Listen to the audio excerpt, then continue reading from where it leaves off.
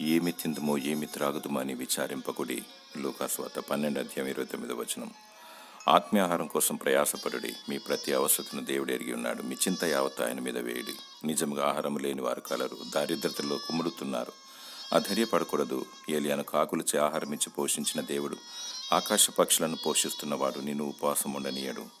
ధనవంతులు ఆకలిగొనిన వారికి ఆహారం పెట్టాలి అన్న సంగతిని మర్చిపోతున్నారు. బీదవారిని ఆదరిస్తే దేవునికి ఆహారం పెట్టిన వారు అవుతారు.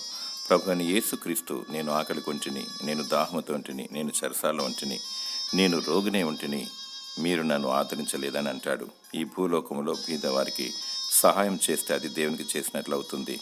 నిన్ను వల్ల నీ పొరుగు వారిని ప్రేమించు, బలహీనలను బలపరచు, చెరసాలు ఉన్నవారిని దర్శించు, రోగులను పరామర్శించు. దేవుడు నిన్ను బట్టి సంతోషిస్తాడు. దేవుడు నీకు ప్రతిఫలమిస్తాడు. ఆత్మీయ ఆహారము దయచేసి దేవుడు నిన్ను దీవించునుగాక. ఆమెన్.